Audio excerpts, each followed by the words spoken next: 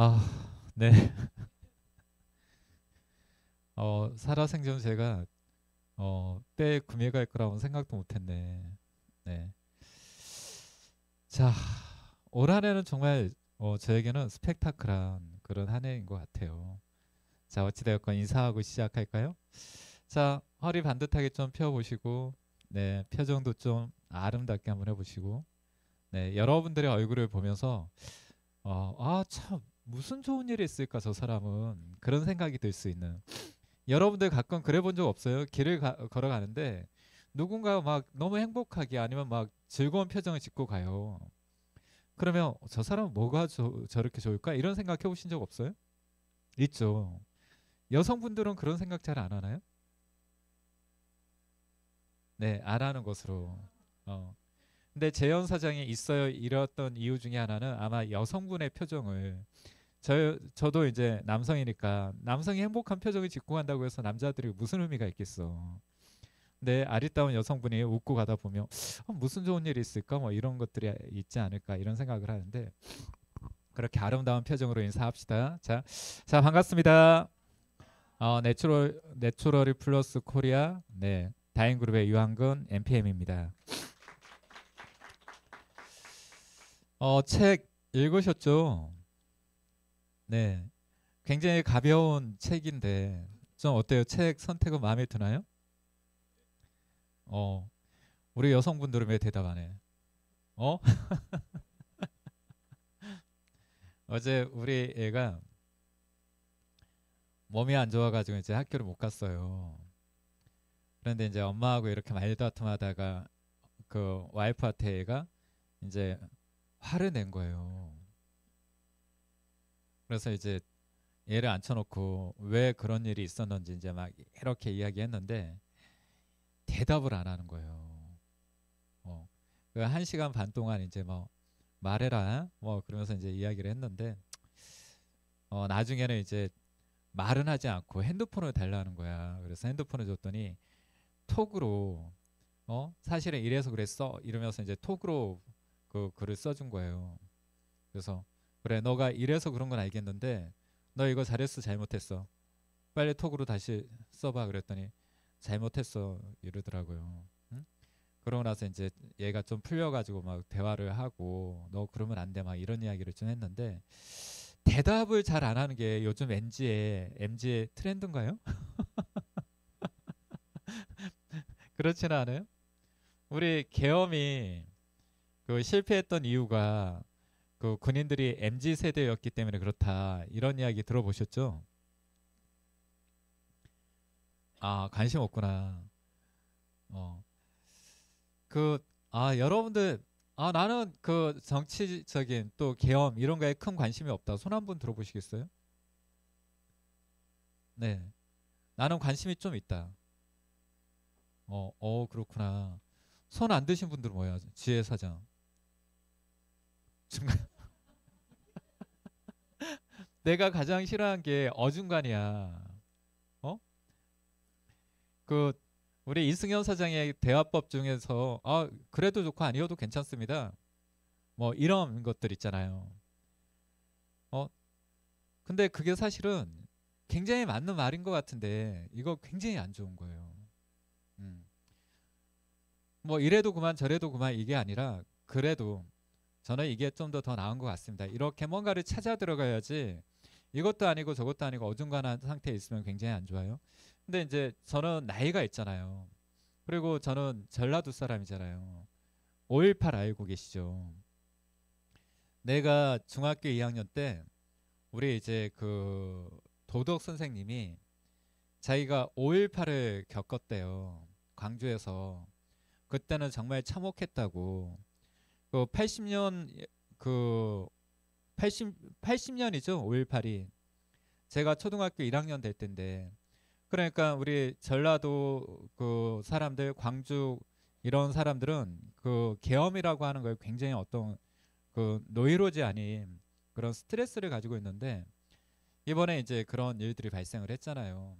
그래서 저는 이제 좀 유심히 그걸 보는 편인데 그 여러분들이 생각하는 것보다도 굉장히 어떤 그 스펙타클한 이런 부분들이 있어요. 북한을 도발했고 우리 이야기를 해야 되는데 그렇죠? 근데 이제 그 계엄을 선포하기 위해서 북한을 도발했는데 북한이 반응을 하지 않은 거예요. 이유가 뭔지 아세요? 러시아로 북한이 군인을 파병했잖아요. 북한군을. 그러니까 도발을 해도 도발에 맞설 군인들이 많지가 않았던 거야. 그래서 대응을 안 한 거예요. 그러다 보니까 이제 최후의 선택이 계엄을 선포하고 이런 과정들이었는데 그때 진짜 그 군인들 그 여러분들도 영상 많이 봤죠. 음.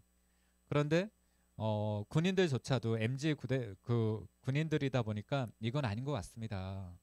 뭐 이런 것들도 있었고 확실히 그 기무사 기무사인가요? 그쪽 사람들이 굉장히 똑똑하구나 이런 생각을 했어요. 그 계엄령 그 포고령 있잖아요. 1조부터 6항, 1항부터 6항. 그걸 딱 들고 왔는데 그쪽 부서에서는 그 부관들이 다 서가지고 있더래요. 12명 정도 되는 사람들이. 그러면서 이거 문제 있습니다.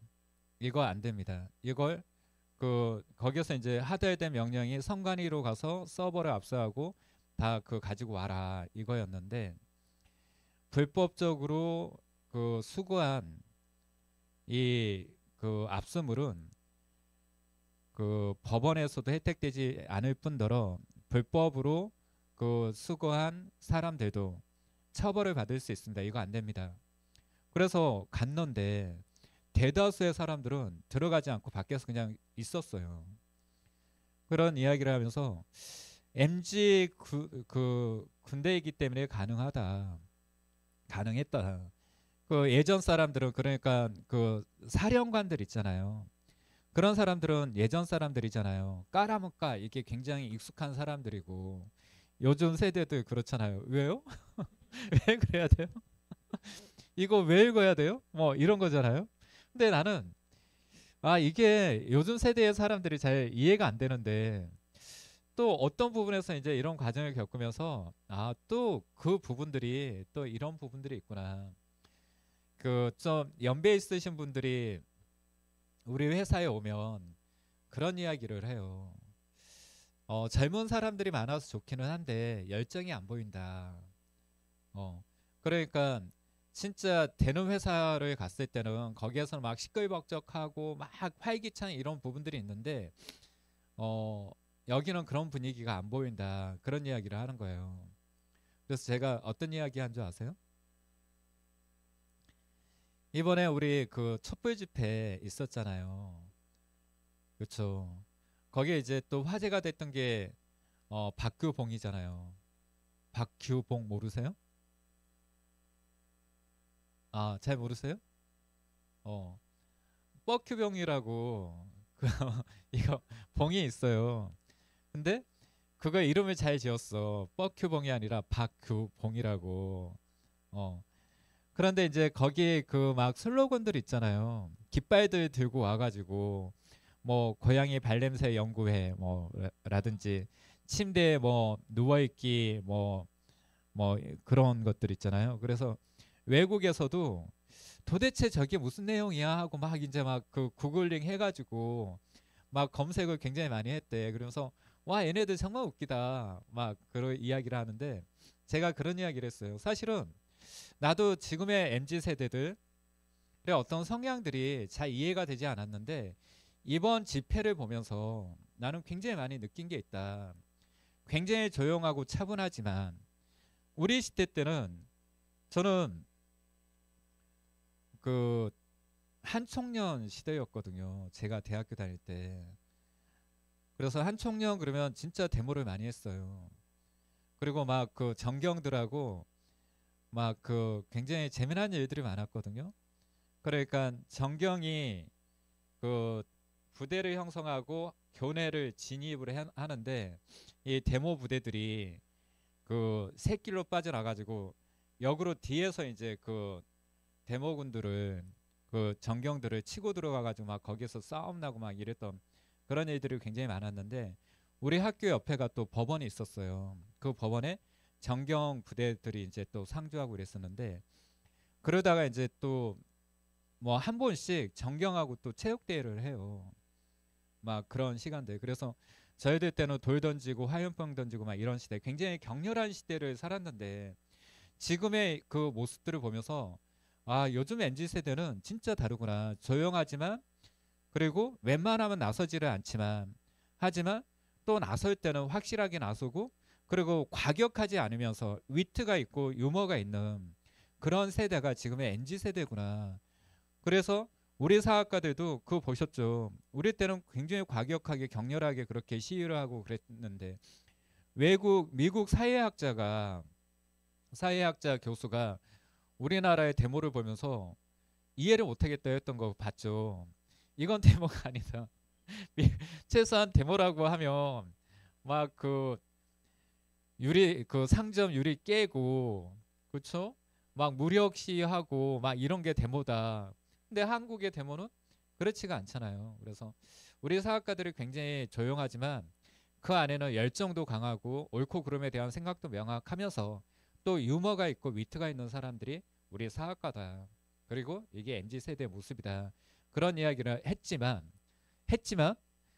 앞에 나와가지고 이렇게 진행할 때 대답 없는 모습을 보면, 아까 우리 민균이 이야기했지만 속으로 이걸 패버려 말어. 어? 막 엄청 생각을 했거든요. 어? 아들, 너도 다 컸으니까 우리 이성적으로 이야기를 하자. 아빠가 감성적으로 화를 내서 너 핸드폰을 집어 던지거나 너 컴퓨터 저걸 깨버리거나 그런다고 해서 너하고 나하고 그게 무슨 도움 되겠냐? 어? 너도 성이니까 이성적으로 대화 좀 하자. 근데 말을 안 하더라고. 막 이걸 매를 들까 막 엄청 속으로는 갈등이 되는데, 그래도 이제 잘 했어요. 여러분들 보면 그런 생각이 들어. 왜 대답을 안 하지?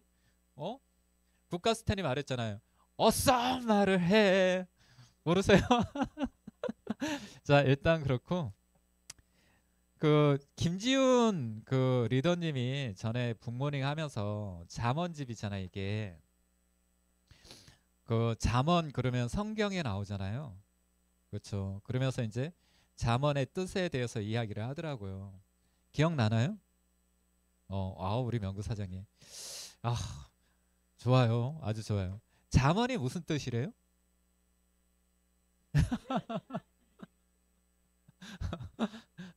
혹시 기억나는 분 있나요?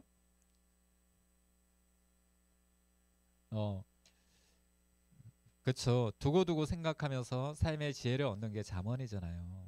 음. 저는 루시아 시인의 이 잠언집을 20대 때 봤어요. 그리고 제가 어떤 시간이 좀 있거나 어떤 삶의 어떤 좀 치이고 고단할 때, 그리고 뭔가 삶의 전환점이 필요할 때 이걸 한 번씩 이렇게 봐요. 아, 저는 이제 책을 사면 주로 이렇게 사인을 해놓는 편이거든요. 이건 2004년 7월 20일에 산 거네요.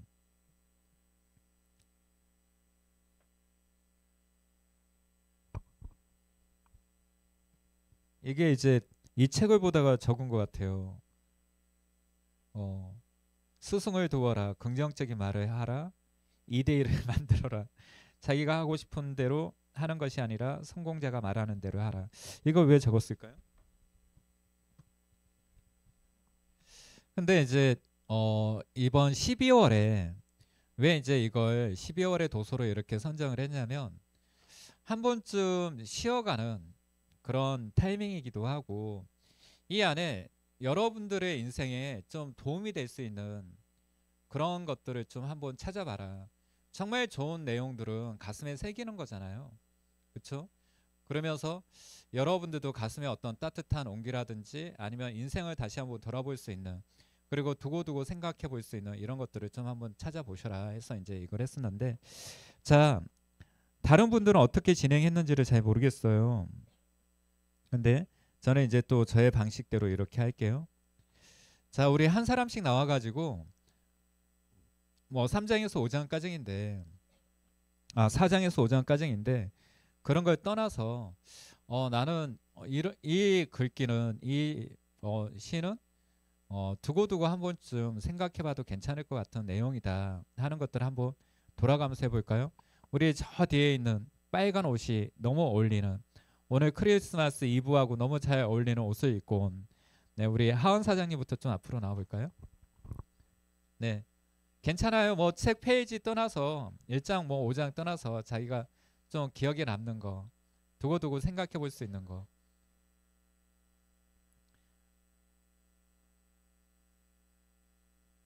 네. 속으로 그 생각하죠. 당황스럽네. 네, 좋아하는 MP입니다.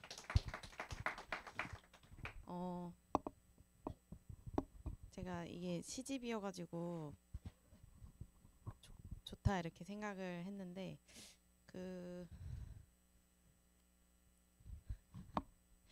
제가 그 92페이지에 모든 것이라는, 이게 시인지는 잘 모르겠는데 되게 심오하다는 생각을 했거든요, 저는. 왜냐하면 결론은 내가 가지고자, 그러니까 갖고 싶, 네?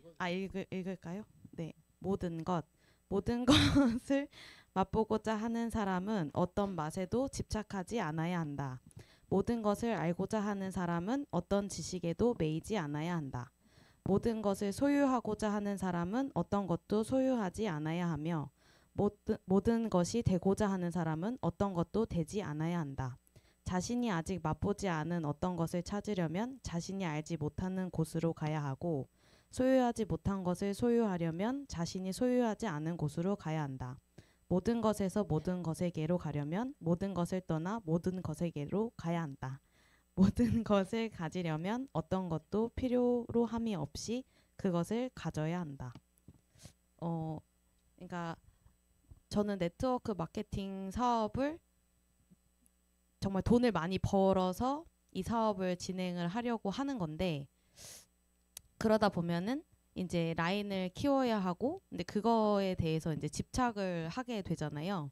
그러면 반대적으로 또 제가 포기하고 가지지 못하는 것들이 분명히 있거든요. 근데 결론은 그 포기했던 것들을 나중에 얻으려고 또 제가 이 사업을 하는 게 또 맞거든요. 그래서 그러니까 이 글을 읽으면서 좀 이래저래 많은 생각을 좀 했던 것 같아요. 그래서 지금 내가 가지려고 하는 거를 갖기 위해서는 내가 이 사업에 집중을 해서 나중에 모든 것들을 좀 가질 수 있는 그런 사람이 좀 되고 싶다, 이런 생각이 좀 들었습니다. 네. 박수 부탁드리겠습니다. 여기 시 하나하나가 어떻게 보면 굉장히 단순한 것 같은데 심오한 부분이 있어요. 그리고 또 제가 알기로는 이 시집을 선물하는 사람도 굉장히 많거든요. 근데 이제 이 모든 것, 저도 이걸 굉장히 의미 있게 생각하는데, 결국 모든 것들을 가지려고 하면 모든 것들을 가지지 말아야 된다, 무소유, 이런 개념일 수도 있는데, 저는 이제 와닿는 것 중에 하나가 새로운 곳, 그러니까 익숙한 곳에 있지 않고 새로운 곳으로 나아가야 된다, 이런 부분들도 있잖아요. 그래서 어떻게 보면 굉장히 단순한 부분들이 있지만 사실은 이건 심오한 부분들이 있고, 사람이 집착을 하면, 그렇죠? 사람 때문에 스트레스를 받고, 돈에 집착을 하면 돈에 때문에 또 스트레스를 받고, 스마에 집중하면 스마에 또 스트레스를 받고 블로그에 집중하면 또 블로그 때문에 스트레스 받는데, 결국 스트레스 받지 않으려고 하면 놓고 가야 된다. 어, 그냥 내가 좋아서 해야지, 너무 집착이 강하면 모든 것들이 스트레스 될 수 있다. 근데 저는 가장 와 닿는 건, 새로운 공간으로 나아가지 않으면 새로운 곳을 찾을 수 없다, 이런 의미도 있지 않나, 이런 생각이 듭니다. 자, 그리고 우리 락영민 사장님 앞으로 나오실까요? 네, 박수 부탁드리겠습니다.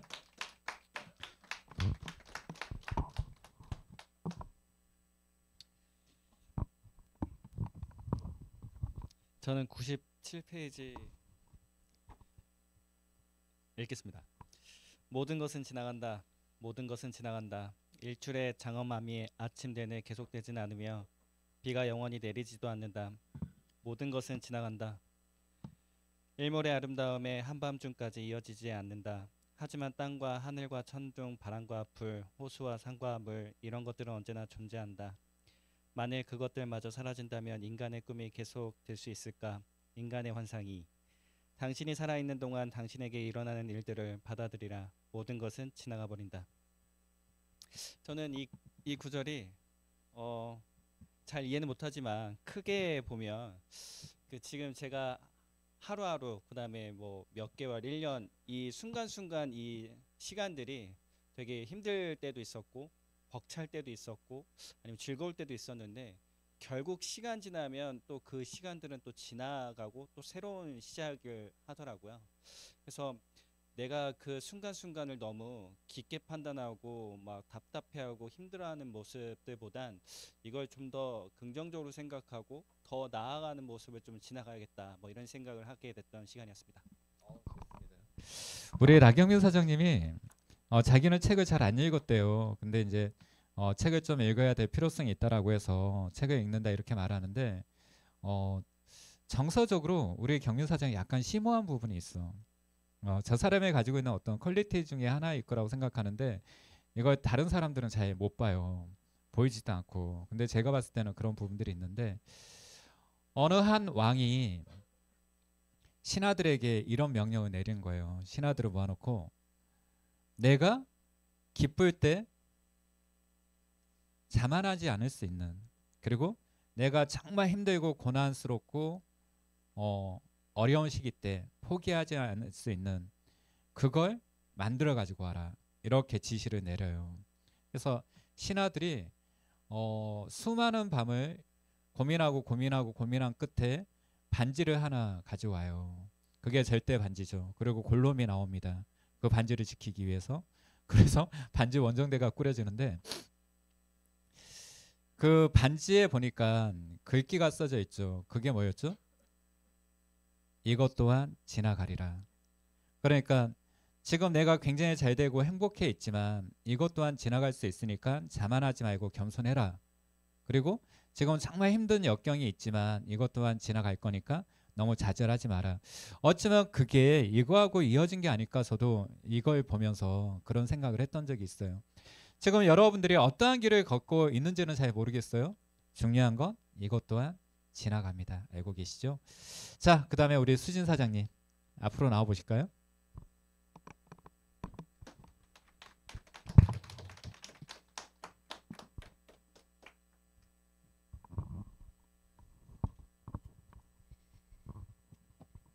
네, 저는 111쪽에 빈배인데요. 네. 빈배. 한 사람이 배를 타고 강을 건너다가 빈배가 그의 배와 부딪히면 그가 아무리 성질이 나쁜 사람일지라도 그는 화를 내지 않을 것이다. 왜냐하면 그 배는 빈 배이니까. 그러나 배 안에 사람이 있으면 그는 그 사람에게 피하라고 소리칠 것이다. 그래도 듣지 못하면 그는 다시 소리칠 것이고 마침내는 욕을 퍼붓기 시작할 것이다. 이 모든 일은 그 배 안에 누군가가 있기 때문에 일어난다. 그러나 그 배가 비어 있다면 그는 소리치지도 않을 것이고 화내지 않을 것이다. 세상의 강을 건너는 그대 자신의 배를 빈 배로 만들 수 있다면 아무도 그대와 맞서지 않을 것이다. 아무도 그대를 상처 입히지 않을 것이다. 네, 저는 이거를 읽으면서 내가 빈 배가 돼야 된다는 말을 들으면서 다른 사람에게 손가락질을 하면서 욕을 퍼붓지도 않고 좀 마음을 비우고 좀 그렇게 서로를 이해를 하면서 살아가야 한다는 거를 좀 느꼈습니다. 감사합니다. 다시 한번 박수 부탁드리겠습니다. 네. 저는 이걸 보면서 심리학의 이해와 같은 내용이 있어요. 심리학에 어떤 내용이 있냐면 굉장히 나른한 오후에 나룻배를 타고 호수를 저어가요. 그리고 파란 하늘을 보면서 이렇게 누워 있는데 갑자기 옆에서 배가 와가지고 퉁 쳐요. 자기의 고요를 깬 거죠. 그러니까 이 사람이 갑자기 화가 나가지고 아이씨 뭐야 이렇게 딱 하는데 그 부딪혔던 배에 사람이 아무도 없어요. 그 순간 어떻게 해죠? 머쓱해지잖아요. 없었네. 근데 사람이 있었다고 하면 어떻게 해요? 막 여러 욕설이 오가거나 아니면 언성이 높아졌을 수도 있잖아요. 그렇죠? 그래서 그 심리학에 이제 이런 부분들이 나오는데 그런 것 같다. 사실은 누군가가 나하고 어떤 스트레스를 일으켰을 때 우리는 그 상대가 있다는 것만 가지고도 우리는 화를 내잖아요. 그리고 화를 낼 수 있는 대상을 찾아가잖아요. 내가 안 되는 게 사실은 나 때문이라고 생각하지 않고 내 스폰서 때문이야, 내 파트너 때문이야, 아니면 누구 때문이야. 우리는 그렇게 누구 탓을 하면서 살아가는 경우들이 정말 많은데 내가 빈배가 되는 것도 중요하지만 상대방을 빈배로 인정하는 것도 그랬을 때 고스란히 그 어떤 주체는 나로 돌아올 수 있지 않을까 이런 생각이 들어요. 이것 또한 굉장히 심오한 부분이 있어서 그 심오한 정도를 내가 다 알지는 못하겠지만 심리학이 이런 부분들이 나와서 이게 사실은 심리학에서 이 장자의 글을 본던 걸까 아니면 하다 보니까 비슷한 글귀가 나온 걸까 이런 고민을 저도 잠깐 했던 것 같아요. 우리 이쌤 선생님 굉장히 잘 보고 계시더라고요. 자, 쌤 앞으로 나와볼까요?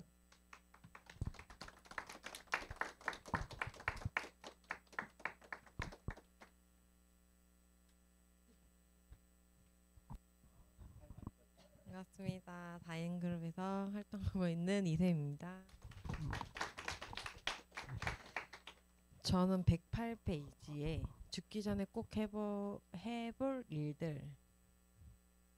혼자 갑자기 여행을 떠난다. 누군가에게 살아있을 이유를 준다. 악어 입을 두 손으로 벌려본다. 2인용 자전거를 탄다.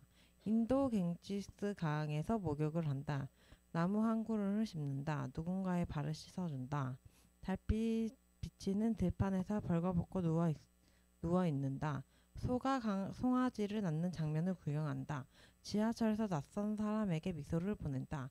특별한 이유 없이 한 사람에게 10장의 엽서를 보낸다. 다른 사람이 이기게 해준다. 아무 날도 아닌데 아무 이유 없이 친구에게 꽃을 보낸다. 결혼식에서 축가를 부른다. 저는 이걸 읽었을 때 저는 죽기 전에 꼭 해볼 일들이라기보다는 이 사업에서 내가 꼭 해보고 싶은 일들을 한번 해봐야겠다라는 생각을 좀 많이 생각했습니다. 좋아요. 네, 박수 부탁드리겠습니다. 저는 이거 이제 보면서 그 최근 게 아니고 좀 뭐 1, 2년 전일까요? 영화가 있어요. 친구들 남자 친구들이 있는데 그 중에 한 친구가 시한부 인생을 살아요. 병원에 이제 있으면서 병원에서 생을 마감하게 되는데 친구들 2명이 이 친구가 죽기 전에 하고 싶은 걸 다 한번 시켜주자. 그래서 데리고 나가서 바다도 가고 막 이 친구가 해보고 싶다라는 걸 다 그렇게 하거든요. 그런 이제 내용의 영화가 있는데 사실은 그거 같아요. 저는 이제 정말 어쩌면 우리가 사소한 것인데 충분히 할 수 있었음에도 불구하고 뭐 시간을 탓하고 뭐 어떤 상황들을 탓하고 못했던 부분들이 굉장히 많잖아요.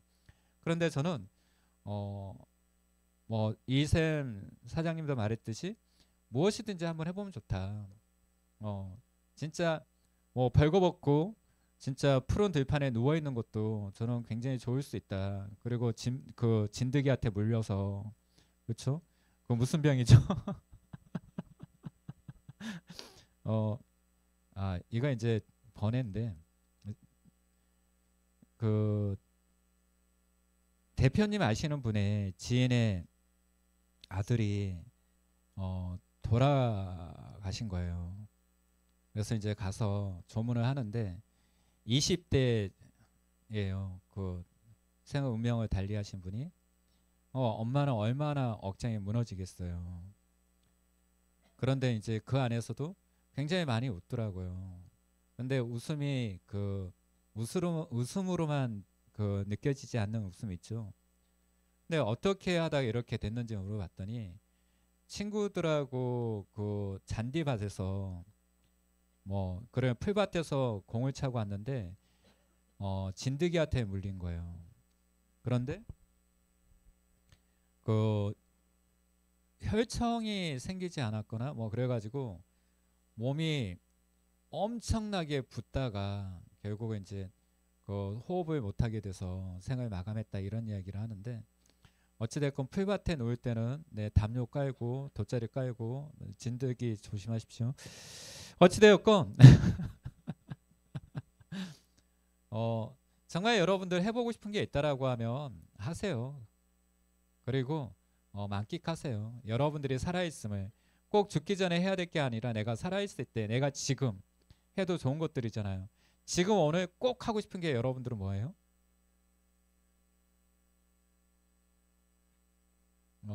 없나요? 저는 뭐 캐롤을 부르는 것도 좋고, 아니면 정말 어떤 마음에 맞는 사람들끼리 모여서 크리스마스 이브 소리 지르면서 그렇게 보내는 것도 좋고, 진짜 여러분들이 살아있음을 좀 즐겨도 좋지 않나 이런 생각을 합니다. 자, 우리 예술사장님 몸이 좋지 않는 것 같은데 앞에 나오시겠어요? 그래도? 아니면 건너뛸까요? 네, 오케이. 우리 연주사장님, 네, 나오세요.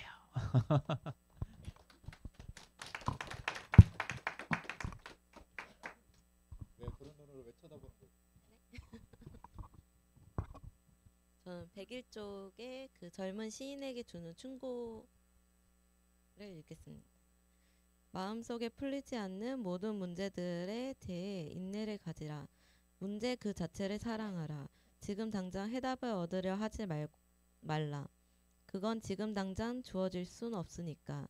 중요한 건 모든 것을 살아보는 일이다. 지금 그 문제들을 살라. 그러면 언젠가 먼 미래에 자신도 알지 못하는 사이에 삶이 너에게 해답을 가져다 줄 테니까. 라는 그 시를 읽으면서 내 어떤 문제를 맞닥뜨리더라도 그걸 피하는 것보다는 확실히 어떻게 해결해 나가야 될지 좀 부딪히면서 깨달은 게 더 많다라는 거를 느끼면서 많이 부딪혀야겠다라는 걸 느꼈습니다. 좋아요. 박수 부탁드리겠습니다.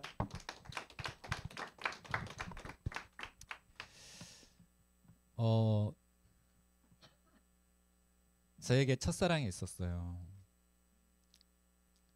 30대, 20대 후반인가 30대인가 이제 기억도 안 나는데, 그런데 이제 그 사람이랑 결혼을 했다라고 하면 지금 내 와이프와 우리 애들은 있을까요? 없을까요?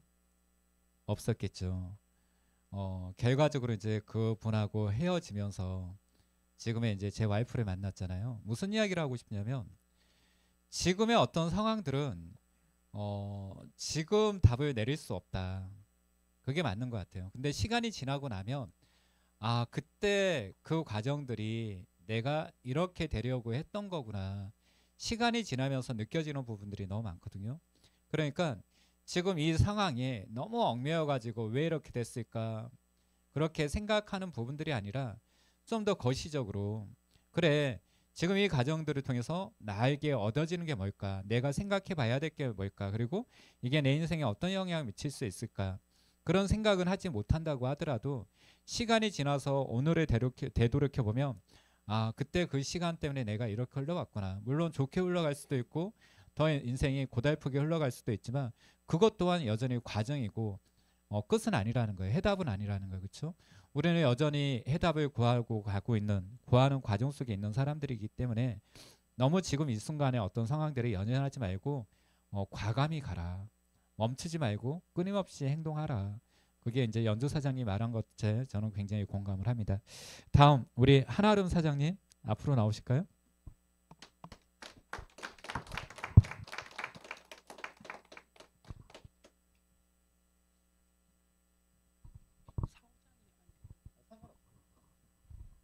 네, 타인그룹에서 사업하고 있는 한아름 MP입니다.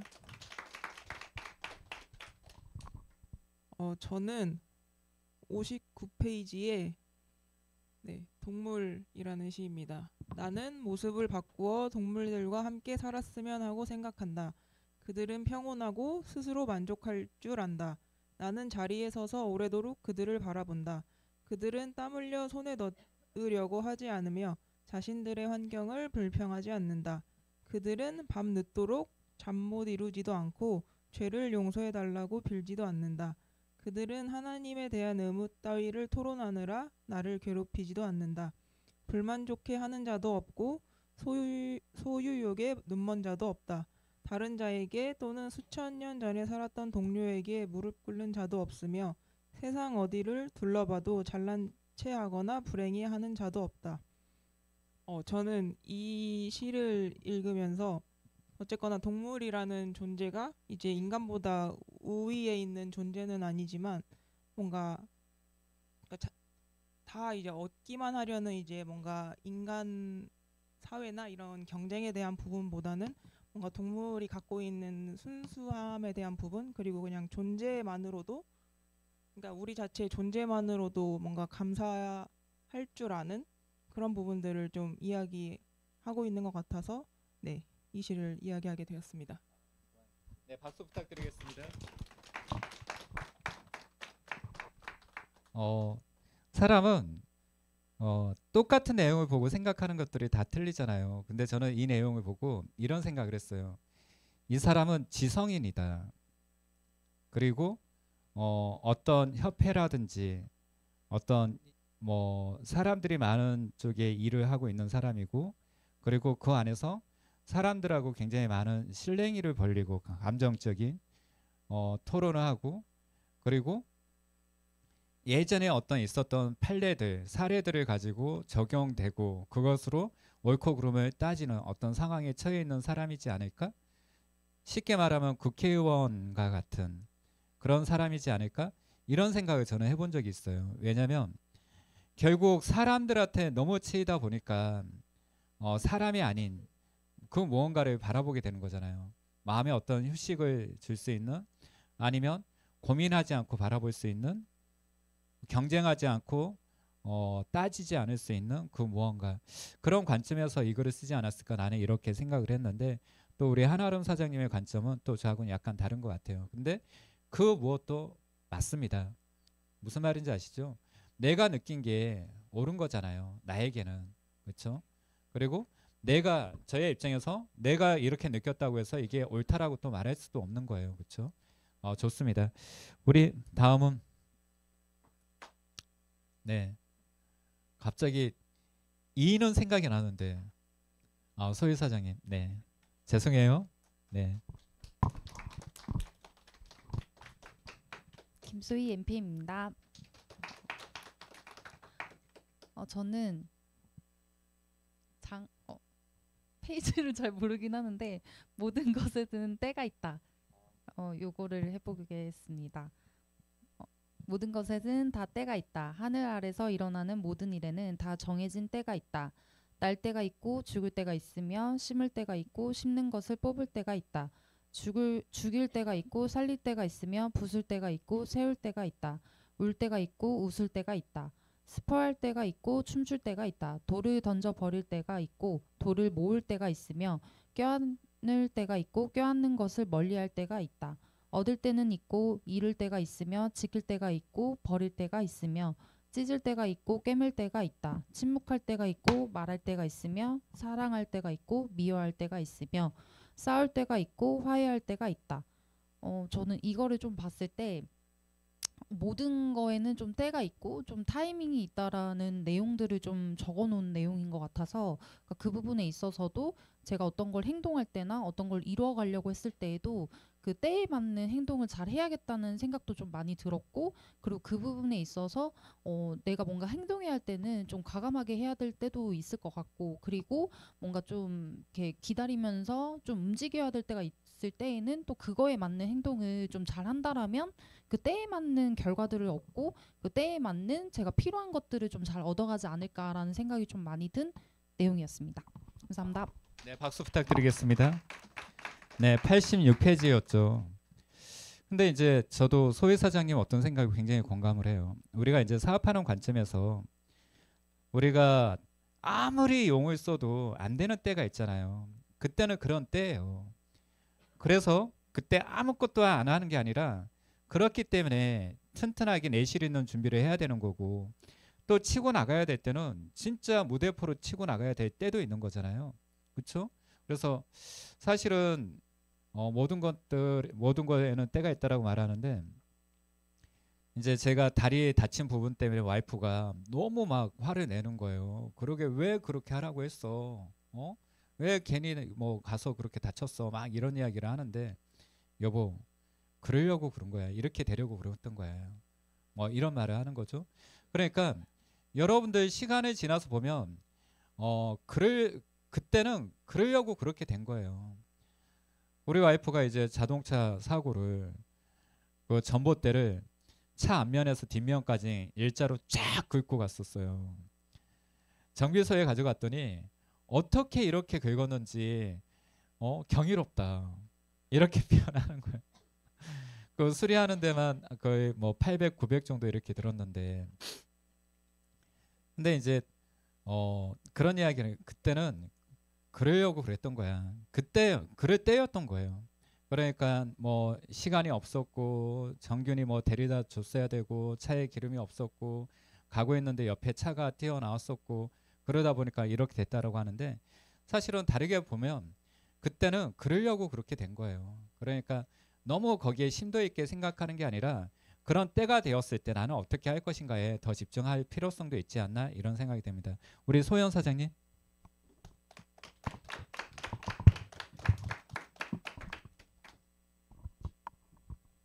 김소연 MP입니다. 저는 백족의 결실과 장미입니다.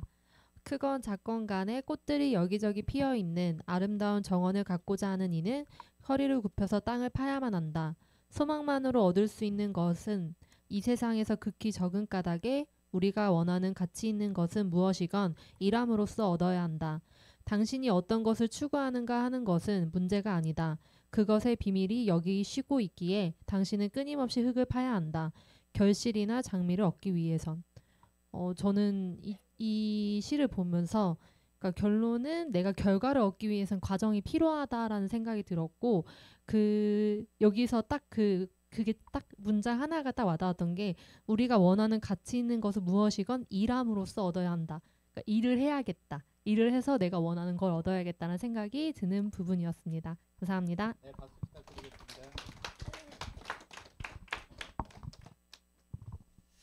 정말 좋은 내용인 것 같아요. 그렇죠? 결국 우리는 아무것도 하지 않고 결과를 바랄 수는 없잖아요. 그렇죠? 내가 뭐 씨앗을 뿌리지 않고 추수를 할 수 없는 것처럼 우리 일도 마찬가지인 것 같다. 그리고 소연 사장님 말했듯이 우리가 원하는 가치 있는 것은 무엇이건 일함으로써 얻어야 한다. 결국 우리가 일하지 않고 얻어질 부분은 없다. 이걸 다시 한번 상기하는 부분들이 아닐까? 참 좋은 내용인 것 같습니다. 자, 우리 재현 사장님.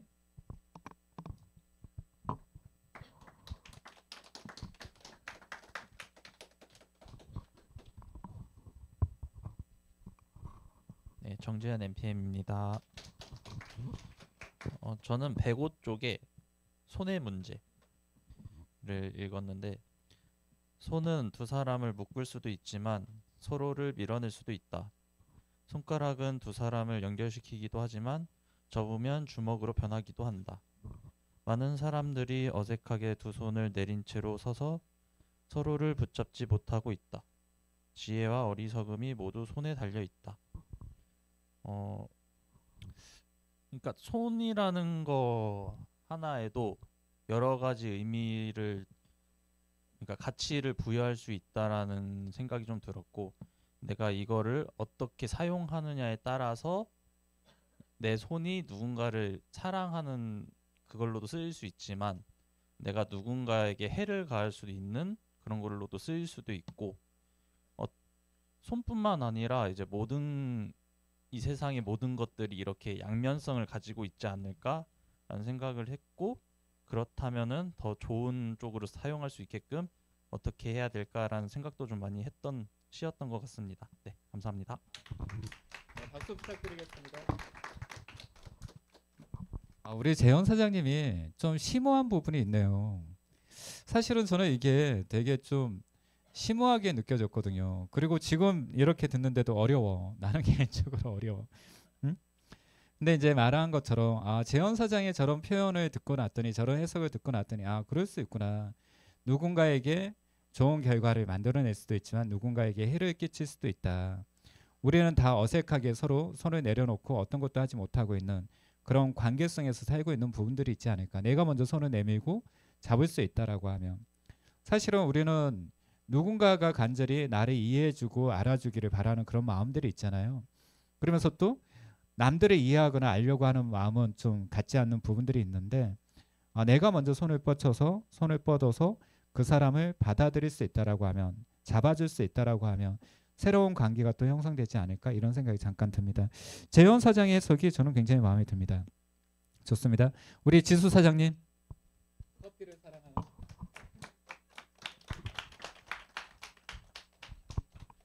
네, 박지수 MPM입니다. 저는 26페이지에 무엇이 성공인가?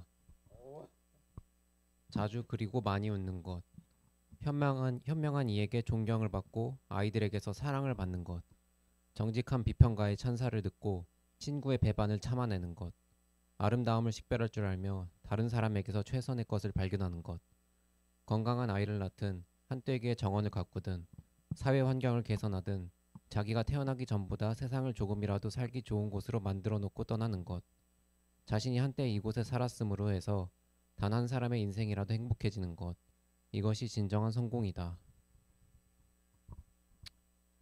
성공에 대한 시인데 보통 성공이라 하면은 물질적인 것, 금전적인 것, 아니면 뭐 명예, 권력, 뭐 이런 개인의 뭐 욕심 이런 것들을 생각을 많이 하는데 이 시에선 그런 부분들이 안 보이더라고요. 그래서 이걸 읽으면서 성공이 이렇게 이타적이고 숭고한 건가?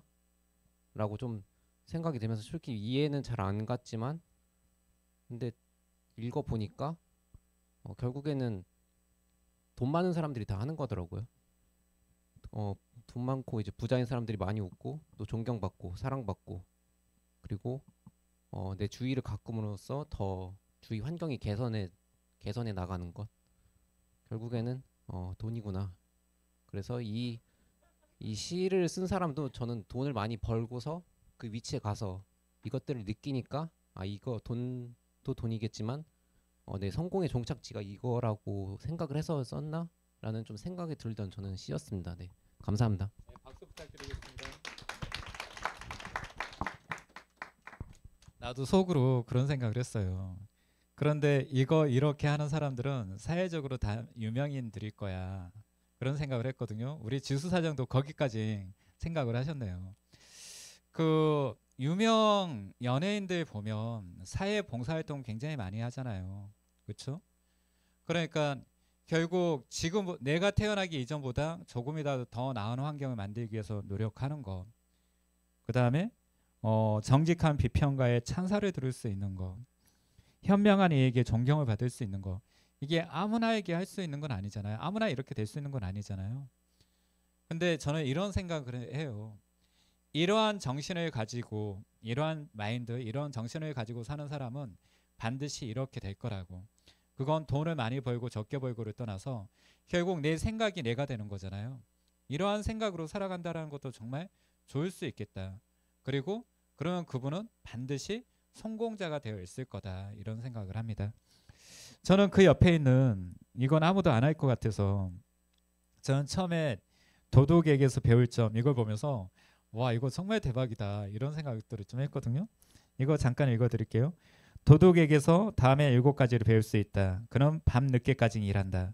그는 자신의 목표한 일을 하룻밤에 끝내지 못하면 그 다음날 밤에 또다시 도전한다. 그는 함께 일하는 동료의 모든 행동을 자기 자신의 일처럼 느낀다. 그는 적은 소득에도 목숨을 건다. 그는 아주 값진 물건도 집착하지 않고 몇 푼의 돈과 바꿀 줄 안다. 그는 시련과 위기를 견뎌낸다. 그런 것은 그에게 아무것도 아니다. 그는 자신이 하는 일에 최선을 다하며 자기가 지금 무슨 일을 하고 있는가를 잘 안다. 하다못해 이 도덕도 이 정도 어떤 경제에 도달해 있는데 이게 우리가 하는 일하고 굉장히 많이 닮아 있잖아요.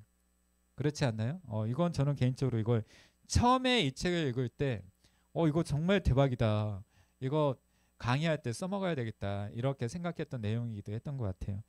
또 우리 명구 사장님.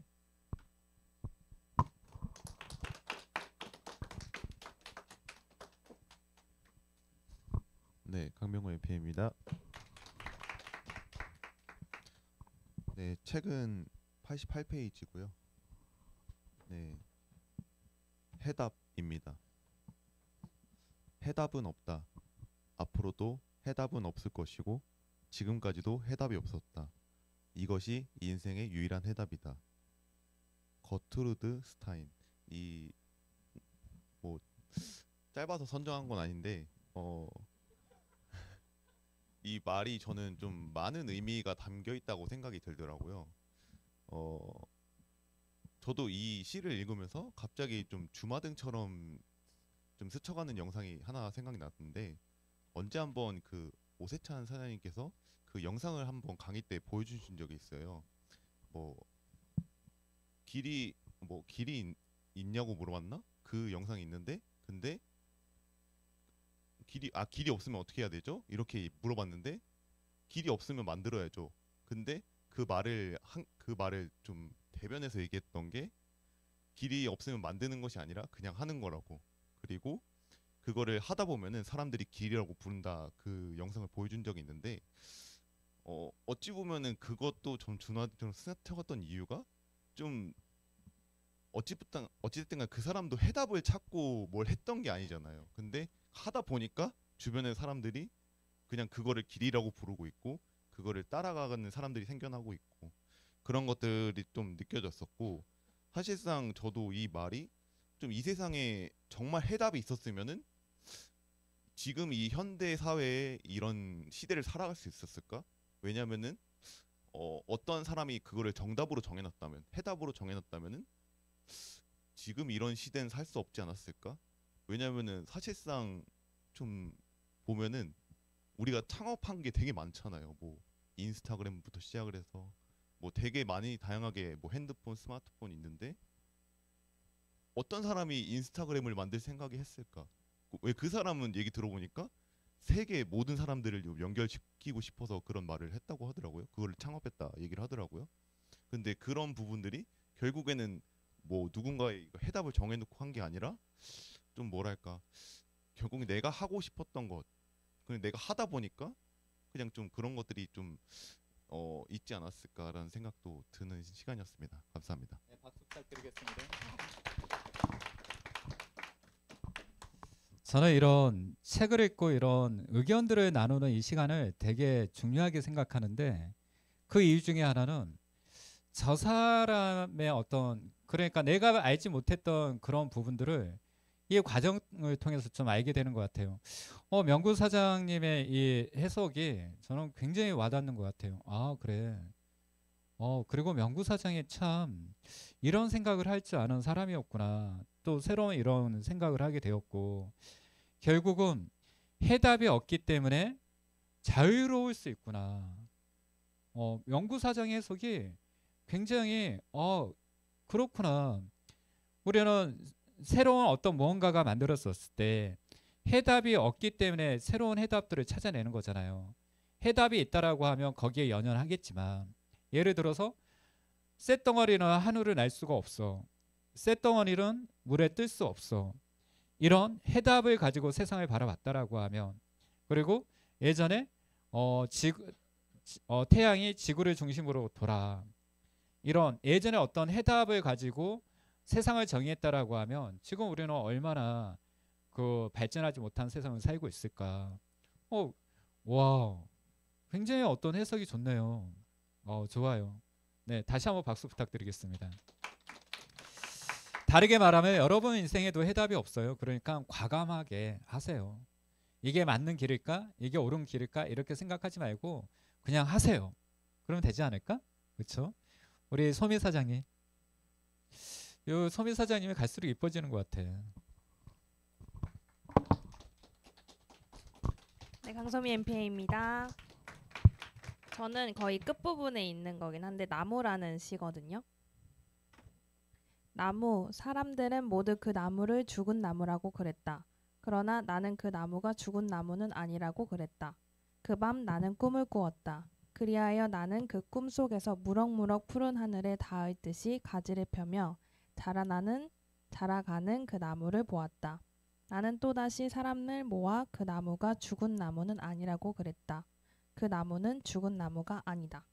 이 시를 딱 봤을 때 전 나무가 사람이라고 조금 생각을 했어가지고 사람이 행동을 하는 데 있어서 누군가는 비판을 할 거고 누군가는 이 길이 아니다. 너는 그걸 할 수가 없어라고 얘기를 하지만 본인 스스로는 그 꿈을 꿀 것이고 본인 스스로는 그 꿈을 이루기 위해서 행동을 하는 데 있어서 그 꿈이 이루어나는 게 저는 이 나무가 살아나는 그런 부분을 좀 비율한 거지 않을까라는 생각을 했습니다. 감사합니다.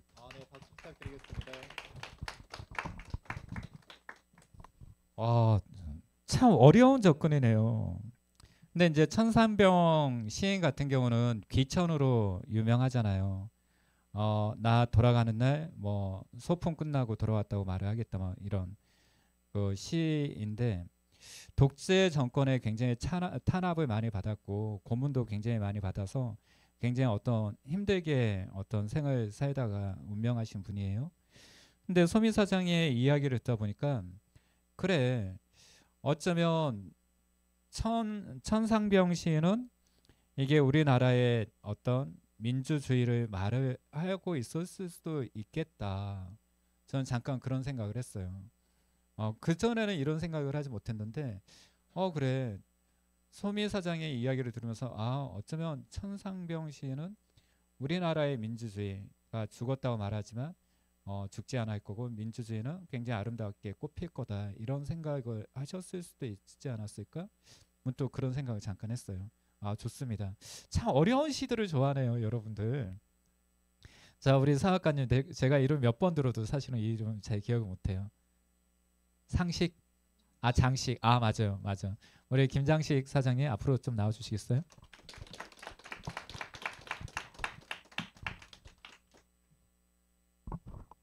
네, 다인그룹 활동하고 있는 김장식입니다. 저도 페인 모르고요. 일단은 제목이 짧은 기간 동안 살아야 한다면 71페이지고요. 이 부분에서 이제 만일 단지 짧은 기간 동안 살아야 한다면 이 생에서 내가 사랑한 모든 사람들을 찾아보리라. 그리고 그들을 진정으로 사랑했음을 확실히 말하리라. 덜 후회하고 더 행동하리라. 또한 내가 좋아하는 노래들을 모두 불러봐야지. 나는 춤을 추리라. 나는 밤새도록 춤을 추리라. 이 부분에서 이제 좀 와닿는 부분이 덜 후회하고 더 행동하리라는 부분인데요.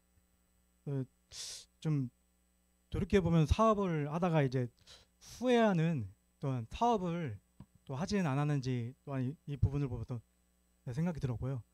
또 앞으로는 뭐 이제 남는 사업, 성공하는 사업을 좀 해야 되겠다고 또 생각을 했고요. 그리고 이 옆에 부분에 더 행동하리라는 부분은 이제 행동이 이제 실천이잖아요. 이제 또 행동 실천이니까 이제 또한 그 생각만 할 것이 아니라 이제 앞으로는 실천하는 그러한 제대로 된 사업을 해야 되겠다고 생각을 했습니다. 감사합니다. 박수 부탁드리겠습니다. 아니 왜 이렇게 어려운 것들을 선택하는 거예요 도대체? 근데 아까 그 죽기 전에 뭐 해야 할 일이었나? 그 시 있잖아요. 그 시하고 좀 닮아 있기도 한 것 같고, 그렇죠. 그런 생각을 합니다. 근데 이제 여기에서 가장 피를 꽂혔던 게 이거였던 것 같아요. 덜 후회하고 더 행동하리라. 그렇죠? 아마 그게 굉장히 많이 와닿았던 글귀였던 것 같아요. 근데 저도 이거 맞는 것 같아요. 좀 더 덜 후회하고 좀 더 많이 행동하는 게 우리가 가장 해야 될 모습이지 않을까 이런 생각도 합니다. 네, 현재 사장님.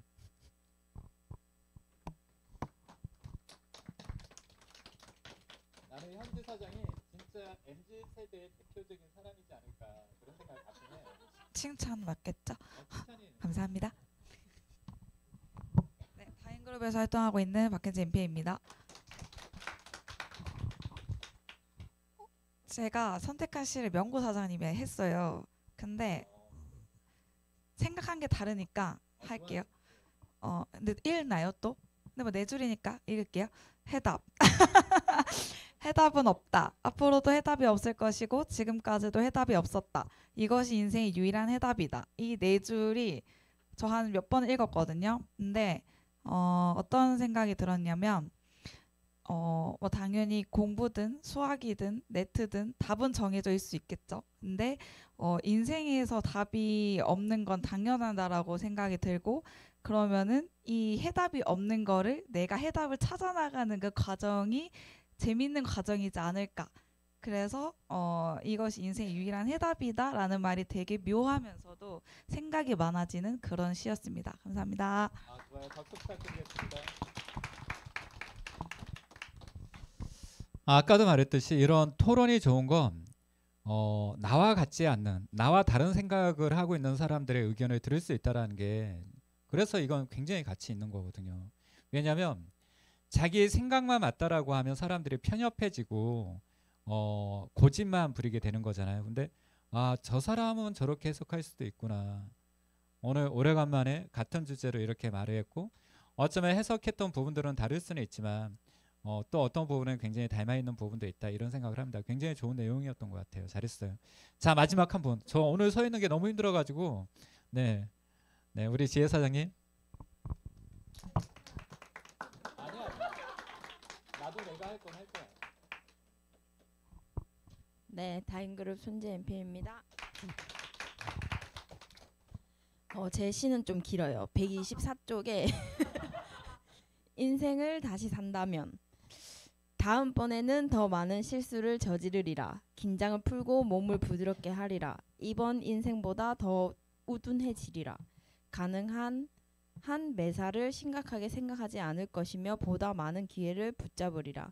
여행을 더 많이 다니고 석양을 더 자주 구경하리라. 산에도 더욱 자주 가고 강물에서 수영도 많이 하리라. 아이스크림은 많이 먹되 콩요리는 덜 먹으리라. 실제적인 고통은 많이 겪을 것이나 상상 속의 고통은 가능한 한 피하리라. 보라, 나는 시간을 하루하루를 의미 있고 분별 있게 살아온 사람 중 하나이다. 나는 많은 순간들을 맞았으나 인생을 다시 시작한다면 나의 순간들을 더 많이 가지리라. 사실은 그러한 순간들 외에는 다른 의미 없는 시간들을 갖지 않도록 애쓰리라. 오랜 세월을 앞에 두고 하루하루를 살아가는 대신 이 순간만을 맞으면서 살아가리라. 나는 지금까지 체온계와 보온 물병, 레인코트, 우산이 없이는 어느 곳에도 갈 수 없는 그런 무리 중 하나였다.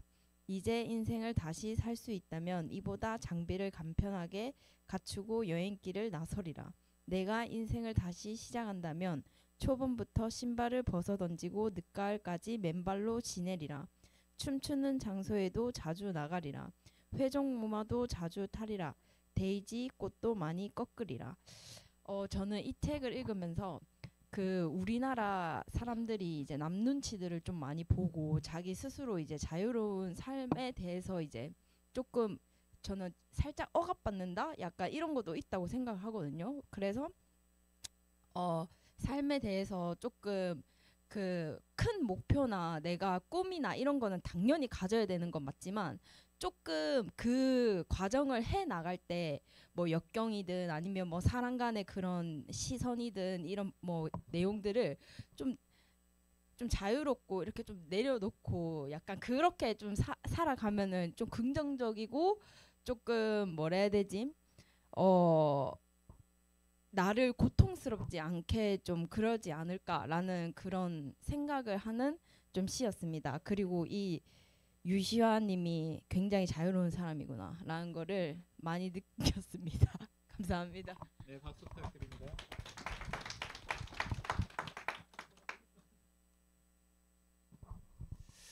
자유로워서 이 잠원집을 만든 게 아니라 자유롭고 싶어서 이 잠원집을 만들 수도 있다, 이런 생각들을 좀 하고, 지금 지혜 사장님이 읽었던 이 내용은 지금 알고 있던 걸 그때도 알았더라면 하는 내용하고 기결되어 있는 부분이기도 하고, 우리 사학과 분들이 의외로 이런 생각을 굉장히 많이 하구나. 그러니까 다시 세상을 살아간다면 아니면 뭐 이런 그때로 다시 돌아갈 수 있다라고 하면 이런 생각들을 많이 하는 것 같다. 이런 생각을 잠깐 해봤고 그럼에도 불구하고 좀 더 자유롭고 적극적으로 좀 살아가야 되지 않나. 눈치 보지 않고 하고 싶은 거 하면서 또 이렇게 말하니까 우리 MZ세대 이야기가 굉장히 닮아 있네요. 티는 나지 않지만 내색은 하지 않지만 가슴 속에는 뜨거운 열정이 있고 그리고 옳고 그름이 분명하고 또 표현할 때는 굉장히 과격한 표현들이 아니라 위트 있고 유머스럽게 표현할 줄 아는 그런 모습들이 MZ세대이지 않나 그런 생각을 했다고 했잖아요. 굉장히 많이 닮아 있지 않나 이런 생각을 합니다. 저는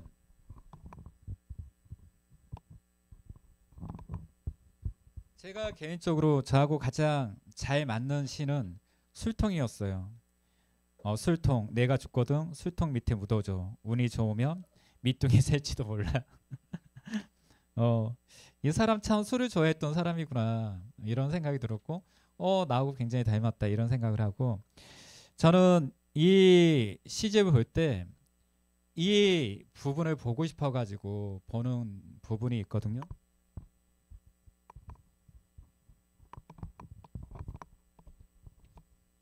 제가 굉장히 힘들고 어려울 때 또 뜻대로 되지 않을 때 계속 반복해서 보는 곳이에요. 그리고 이걸 그 시화로 만들어서 벽에 붙여놓으면 참 좋겠다 이런 생각을 하는 시이기도 해요. 한번 읽어드릴게요. 116 다섯 연으로 된 짧은 자서전. 난 길을 걷고 있었다. 길 한가운데 깊은 구멍이 있었다. 난 구멍에 빠졌다. 난 어떻게 할 수 없었다. 그건 내 잘못이 아니었다. 그 구멍에서 빠져나오는데 오랜 시간이 걸렸다. 난 길을 걷고 있었다. 길 한가운데 깊은 구멍이 있었다. 난 그걸 못 본 채 했다. 난 다시 그곳에 빠졌다. 똑같은 장소에 또다시 빠진 것이 믿어지지 않았다. 하지만 그건 내 잘못이 아니었다. 그곳에서 빠져나오는데 또 오랜 시간이 걸렸다. 난 길을 걷고 있었다. 길 한가운데 깊은 구멍이 있었다. 난 미리 알아차렸지만 또다시 그곳에 빠졌다. 그건 이제 하나의 습관이 되었다. 난 비로소 눈을 떴다. 난 내가 어디에 있는지 알았다. 그건 내 잘못이었다. 난 얼른 그곳에서 나왔다. 내가 길을 걷고 있는데 길 한가운데 깊은 구멍이 있었다. 난 그 둘레로 돌아서 지나갔다. 난 이제 다른 길을 가고 있다. 저는 이 글귀를 보기 위해서 이 책을 본다 이렇게 해도 과언이 아닐 만큼 저에게는 이 부분이 굉장히 와닿아요. 그리고 사실은 이 하나하나의 잠언 이 안에 있는 시 하나하나가 굉장히 어떤 생각을 많이 하게끔 하고 또 분명히 똑같은 내용인데 어느 상황에서 또 읽으면 또 다르게 비춰지는 부분도 굉장히 있어서 좋다라고 생각을 해요. 근데 우리가 구멍에 빠지는 경우들이 우리 의외로 굉장히 많아요. 그리고 이건 절대로 내 탓이 아니야. 내가 잘못한 게 아니야. 이렇게 생각하잖아요. 그런데 똑같은 일을 반복하면서도 여전히 내 탓이 아니라고 말을 하는 사람들이 굉장히 많지만 어느 순간에 나는 빠졌잖아요. 그리고 깨달았잖아요. 이건 나의 잘못이었다. 그리고 이제는 어떻게 되죠? 그 구멍을 돌아서 가게 됐잖아요. 그리고는 이제 어떻게 됐죠? 아예 그 길이 아닌 구멍이 없는 새로운 길을 찾아가게 되잖아요. 나는 가끔씩 내가 경제적인 어려움, 사업적인 어려움, 인간관계의 어려움을 겪을 때 나는 분명히 그 안에 구멍이 있음을 알고 있음에도 불구하고 터벅터벅 걸어가서 그냥 빠진 게 아닐까. 그리고 이건 내 탓이 아니라고, 저 사람 탓이라고, 어떤 사회의 탓이라고, 어떤 상황 탓이라고 우기고 있는 건 아닐까. 그런데 다시 한번 보면 분명히 거기에는 구멍이 있었던 걸 알고 있음에도 불구하고 나는 그 길을 걸어갔고 결국 빠졌잖아요. 내가 좀 더 현명하다라고 하면 그 구멍이 있음을 알고 인간관계에서 경제적인 어려움이 있을 줄 알고 또 사업에 어떤 힘듦이 있을 줄 알고 거기에 대한 대비를 하고 그 구멍에 빠지지 않는 새로운 길을 찾아야 되는데 그러고 있지 않는 건 아닐까. 이런 생각이 그래서 이걸 볼 때마다 굉장히 많은 생각을 하게 되고 우리 사학가들에게도 사실은 꼭 들려주고 싶다. 여러분들이 또다시 반복되는 어떤 구멍에 빠졌다라고 하면 이제는 깨달으셔야 된다라는 거. 그건 여러분들 탓이에요. 그리고 여러분들이 깨닫는 순간에 이제는 그 구멍에 빠지지 않을 수 있는 방법도 알게 되는 거잖아요. 그리고 아예 그런 구멍이 생기지 않는 경제적인 어려움에도 생기지 않는 인간적인 관계에서도 뭐 사람 관계라는 게 내가 피한다고 해서 원만하게 무조건 되는 건 아니지만 최소한 부딪힘 없이 갈 수 있는 방법도 터득하는 게 아닐까. 사업도 지금은 좀 어려움을 겪고 있지만 그 어려움이 어디에서 오고 있는지를 내가 분명히 안다라고 하면 그걸 되풀이하지 않을 수 있다라고 하면 좀 더 나아갈 수 있지 않을까. 해답이 없기 때문에 해답을 찾는 거잖아요. 그렇죠? 그런 것들하고 맞닿아 있다. 그래서 저는 개인적으로 제가 가장 좋아하는 시는 이거예요. 다서연으로 된 자서전이잖아요. 짧은 자서전. 그렇죠? 여러분들이 틈틈이 올 한 해 아직 얼마 남지는 않았는데 조용히 카페에서 아니면 방에서 촛불 하나 켜놓고 정말 마음에 드는 어떤 그 구절을 시를 읽어보는 것도 참 좋을 것 같다. 와인 한 잔 따라 놓고 케이크 하나, 치즈 케이크 하나 놔두고 그 마시면서 이런 거 하나 이렇게 보고 있어도 행복해지지 않을까 이런 생각이 듭니다. 여러분 올 한 해 수고 많으셨고 네, 메리 크리스마스. 네, 여러분들 행복한 성탄절 되십시오. 이상입니다.